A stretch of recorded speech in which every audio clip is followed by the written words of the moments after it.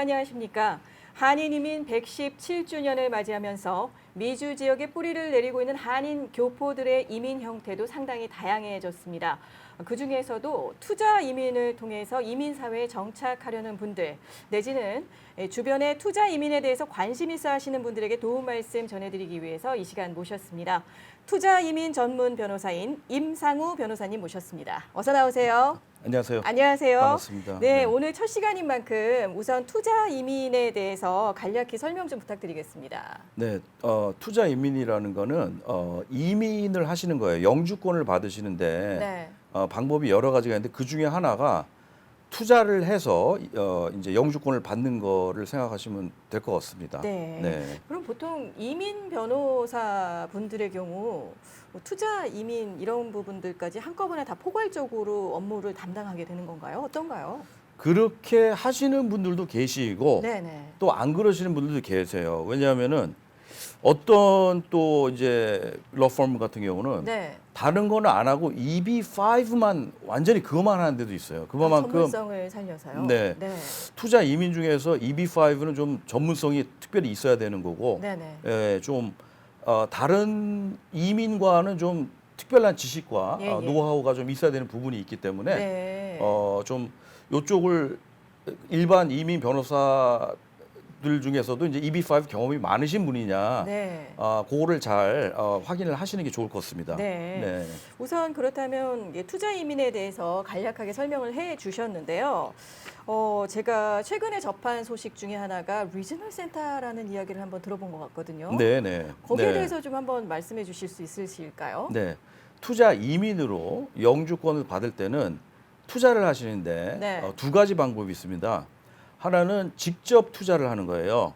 직접 투자를 하는 거는 예를 들자면은 내가 뭐 광양 불고기라는 식당을 샀다. 네. 그래서 그걸 운영을 한다. 네. 예, 그러면은 그게 직접 투자가 되는 거고요. 네.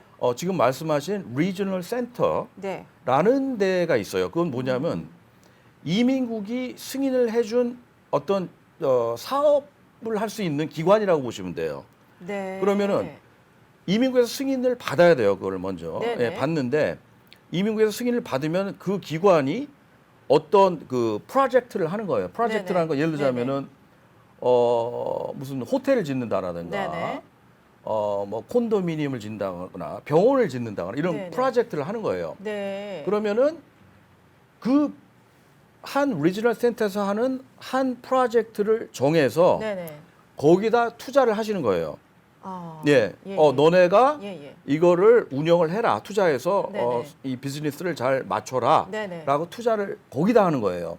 내가 직접 내 이름으로 비즈니스 하는 건 아니에요. 네네. 하지만 이제 전문성이 있고 예.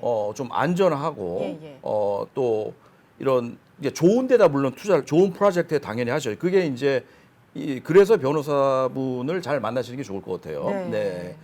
그래서 그냥 그 돈을 투자를 하고 여기서 이끌어 나가게끔 하고 나중에 예. 그 돈을 돌려받고 또 이자를 줘요. 거기다가 네네. 예, 이자를 주는데 네네. 그 이자를 받고 네네. 또 영주권을 받고 네네. 그런 절차를 받는 거가 리지널 센터다라고 생각을 하시면 돼요. 네. 그럼 직접 투자와는 달리 EB5 간접 투자를 할 경우에 네. 리지널 센터라는 곳을 통해서 간접 투자를 하게 되면 참여하신 그러니까 그 신청하신 본인은 직접 어떤 경영에 관여를 하게 되는 건가요? 아니면 어떤가요? 직접적인 경영에 관여는 안 해요. 하지만 그 투자한 금액에만큼의 그 오너십을 갖습니다. 네. 예, 오너십을 갖는 거고. 예. 특별한 조건이나 이런 것들은 어떤 게 있을까요? 특별한 조건이라기보다는 이제 투자금을 충족을 시키는 게 가장 중요한 거고요. 네. 예, 투자금을 충족을 네네. 시킨다라는 건 투자 이민이라는 거는 적게 투자하는 거는 90만 불 투자를 하는 게 있고요. 네, 최소 네. 90만 불. 네, 최소 90만 불. 또 이제 100만 불을 투자를 죄송합니다. 180만 불을 투자를 하는 게 있습니다. 네. 예, 그런데 금액별로 투자 금액이 예. 이미 정해져 있는 건가요? 금액별로라기보다 네. 어떤 프로젝트에 하느냐. 네. 다시 말하면은 예. 그 프로젝트가 어디에 위치해 있느냐에 따라서 틀려져요.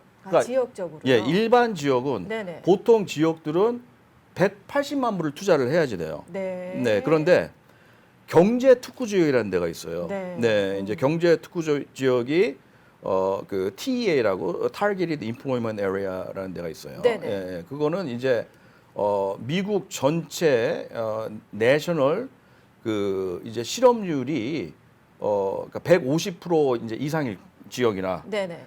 아니면 이제 시골 지역, 네. 외곽 지역 이런 데를 네. 생각을 하시면 돼요. 네. 예, 현재 또 그런 것들이 있고요. 예, 예. 네, 좋은 프로젝트들이. 네, 네, 네. 그러면 EB5를 진행하시는 분들이 어떤 업종이나 이런 것들까지 카테고리도 선택을 할 수 있는 걸까요? 일단 직접적 투자에서는 특별한 카테고리가 있다라기보다는 네. 직접적 투자에서는 이 부동산 쪽 투자는 안 되세요. 그러니까 익셉션이 있다면 뭐 호텔을 산다 네. 이런 거는 가능할 수가 있고요. 네네네. 하지만 간접적 투자는 부동산을 짓는 거예요. 네, 땅을 네. 사고 네. 예를 들자면 먼 지역에다 시골 지역에다 큰 집들을 뭐 여러 개를 짓는다거나 네네. 그런 컨스트럭션을 하고 부동산에 관련된 걸 해도 예. 그건 괜찮아요. 네. 예, 그러니까 장단점이 있어요. 예. 근데 이게 뭐 투자 이민을 받으려면 뭐 돈만 투자했다고 되는 건 아니잖아요. 네네. 사실은 여러 가지 네네. 조건이 맞아야 되는데 그 중에 네네. 하나가 예를 들자면은 10명을 풀타임으로 고용을 해야지 돼요. 네. 10명을. 예. 그런데 직접 투자를 했는데 풀타임으로 10명을 오랫동안 이렇게 고용을 한다는 게 생각처럼 쉽지가 않아요. 아유, 그렇죠. 예, 운영을 네. 하다가 비즈니스가 안 될 수도 있잖아요. 네. 근데 그걸 10명을 끼워 맞춰서 한다는 게 쉽지가 않아요. 네. 예. 그게 현실이라는 말씀이시죠? 예, 그렇죠. 예, 그 10명을. 그런데 간접적 투자일 경우에는 네네. 이 고용 창출 10명 풀타임으로 하는 거를 네. 직접적으로 할 필요가 없어요. 예를 들자면 이제 뭐 콘도미니엄을 뭐 1000유니트짜리 하나 짓는다. 아파트를 네네. 짓는다. 그러잖아요. 예, 예. 그러면은 이걸 짐으로 인해서 직접적으로 고용하는 사람들이 있잖아요. 근데 그거 말고도 여기에 콘도미니엄 1000유니트가 생기면 네네. 이 주위에 세븐일레븐도 생기고 네. 뭐 학교도 생기고 네네. 극장도 생기고 그러면 간접적으로 이런 주위에서 또 창출이 될 거 아니겠어요? 예, 부대적으로 발생하는 예, 거군요. 그거까지 카운트를 할 수 있기 때문에 주로 이제 특별히 컨스트럭션에 관련된 걸 하실 때는 한 투자 한 분당 뭐 18명, 20 몇 명의 고용 창출이 되게끔 계산이 나오게 돼 있어요. 네. 그러니까 그런 것도 안전하게 그 기관에서 해결을 해주죠. 네. 네, 네. 투자 이민 변호사입니다. 전문 변호사인 임상호 변호사님과 함께하고 있는데요. 오늘 리저널 센터에 대해서 좀 자세하게 알아보는 시간을 가져본 것 같습니다. 근데 리저널 센터에 어떠한 리저널 센터에 투자를 하는 게 안전한지 네. 한번 좀 여쭤보겠습니다. 뭐 전에도 들어보셨지만 투자를 했다가 돈을 못 돌려받고 네네. 또 영주권에 문제가 생기고 예. 이런 소식들을 들어보신 거를 제가 이해를 합니다.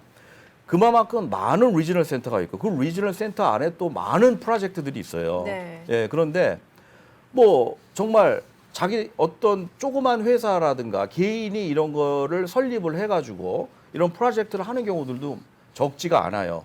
예, 그렇기 때문에 얼마나 많겠어요, 프로젝트가. 그렇죠. 리저널 센터만 네네. 792개니 그 네네. 안에 들어간 걸 계산을 하면 예. 얼마나 많겠어요. 예, 그러니까 이 리저널 센터가 일단 어느 정도 규모가 되는 거고 네네. 어느 정도의 이 오래 있었느냐, 네네. 뭐 예를 들어서 뭐 몇 년 됐느냐, 예. 뭐 20년 이상 됐느냐, 예, 예. 그리고 이 안에서 무슨 어떤 이름난 그 프로젝트들을 했고 네네. 그 프로젝트를 하면서 어떻게 성공적으로 끝난 사례들이 뭐가 있느냐, 예, 예. 그리고 그 프로젝트마다 몇 명이 투자를 했고 몇 명이 영주권을 신청을 해서 몇 명이 영주권을 다 받고 네네. 돈을 다 상환을 받았느냐, 그렇죠. 그런 네. 쭉 히스토리를 정확하게 예, 예. 분석을 하고 그런 데가 많지가 않기 때문에 그래요. 그런 데다가 투자를 할 수 있게끔 네네. 변호사께서 이제 그 연결을 시켜주시고 영주권을 받고 네네. 돈을 잘 돌려받을 수 있게끔 네네. 예, 그런 안전한 데다가 이렇게 연결시켜주는 게 이제 변호사의 그렇군요. 이제 업무 중에 중요한 업무 중에 하나죠. 네, 투자 이민 변호사인 임상우 변호사님과 짧은 시간 이야기 나눠봤습니다. 이 시간 안에 모든 내용을 다 전해드릴 수는 없는 것 같아서요. 앞으로 세부적인 내용에 대해서 하나하나 세세히 들여다보는 시간 가져보도록 하겠습니다. 투자 이민 전문 변호사인 임상우 변호사와 자세히 알아보는 첫 시간이었습니다. 시청해주신 여러분 고맙습니다. 감사합니다. 감사합니다.